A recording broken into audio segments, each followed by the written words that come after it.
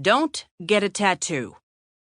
I glance over at my husband, Fletch, who's grudgingly agreed to ferry me to the airport at this ungodly hour.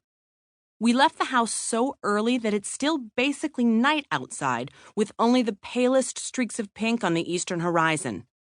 In the dimness of the driver's seat, his features are barely illuminated by the dashboard lights.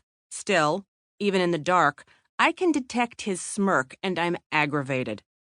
How do you figure tattoos are likely with this crew? Because you're going on adult spring break. He says this all matter-of-factly, as though it's already a fait accompli and the artist will begin inking as soon as I decide between the shoulder tat of Calvin whizzing on a Chevy logo or the rainbow-hued butterfly across my butt cheek. I would choose neither, obviously. Sidebar, I'd especially not choose the butterfly. To keep proportionate with the rest of the real estate back there, that thing would have to be the size of a pigeon, which... no. Anyway, I don't want to lose my patience with him because he's doing me a favor. Still, I'm offended he feels he has to issue warnings. If this trip's considered adult spring break, then I'm pretty sure we're doing it wrong. Julia had us all read Midnight in the Garden of Good and Evil in anticipation of our trip. No one delves into what critics call a lyrical work of nonfiction to get ready for spring break. He snorts. Yeah, you say that now. Talk to me in 48 hours. Arg.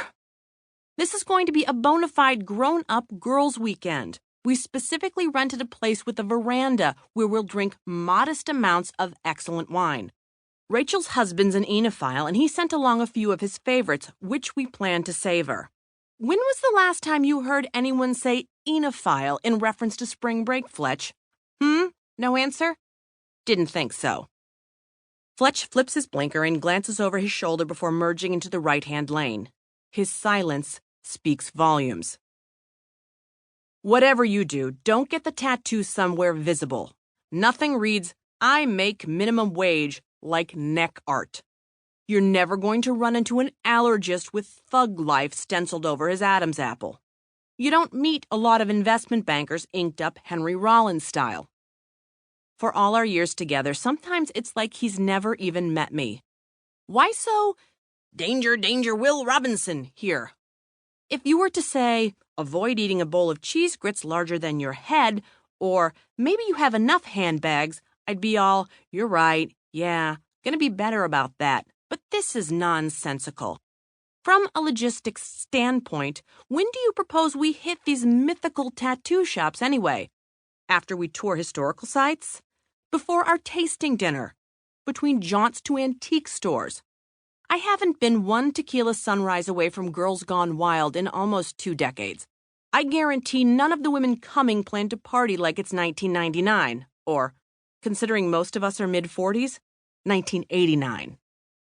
Mark my words, trouble's a-brewin'.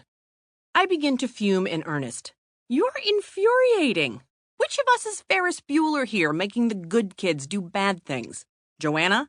You mean the kindest, most gentle person to ever send a handwritten thank you note? You know, at 3 out of the last 3 weddings she's attended, she and her husband were purposefully seated next to the minister at dinner. Ladies selected to buttress the clergy aren't ladies who willingly give their undies to a geek. I assure you, there's no Ferris in this group. You're mixing your John Hughes metaphors. All I'm saying is every time you and Joanna get together, you're both 18-year-old freshmen again, spilling trash can punch all over your kids. Be careful. Sidebar. I miss my old kids.